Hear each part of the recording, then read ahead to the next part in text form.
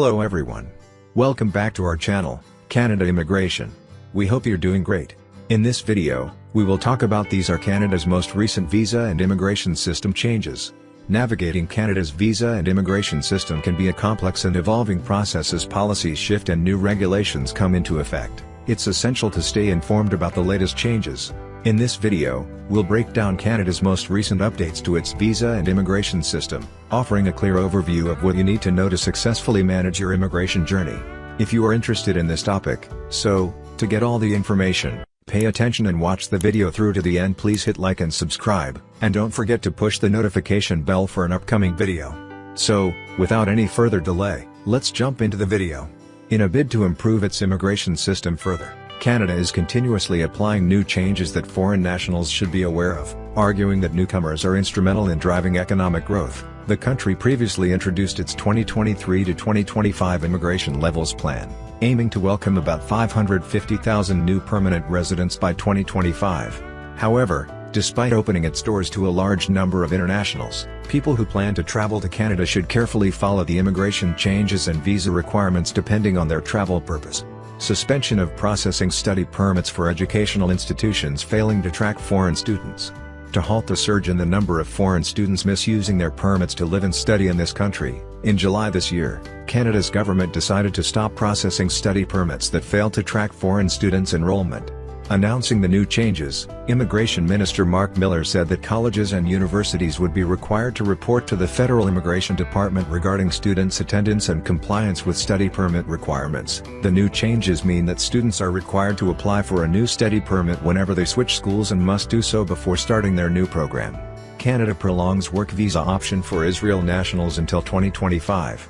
In June this year, the Government of Canada announced that it decided to prolong its work visa options for nationals of Israel until July 31, 2025, amid the Israel-Hamas war. The initiative was open in February 2024, permitting Israelis to apply for work visas amid the Israel-Hamas war, and was set to last until June this year. However, the government decided to extend this initiative for an additional year. End of postgraduate work permits for foreigners at port of entry. In June this year, the Minister of Immigration, Refugees, and Citizenship, Mark Miller, said that foreign nationals are no longer permitted to apply for a post-graduation work permit at the Canadian border.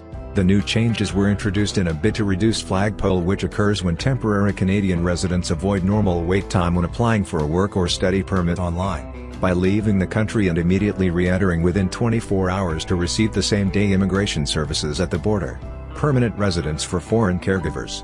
In June this year, the Minister of Immigration, Refugees, and Citizenship, Mark Miller, announced two new pilot programs that provide eligible caregivers with permanent residence upon their arrival. The two new pilot programs make it easier for foreign caregivers to find jobs in Canada and obtain resident status upon their arrival in this country.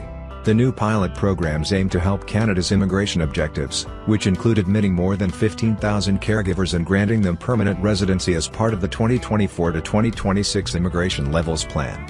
Extension of citizenship by descent beyond first generation.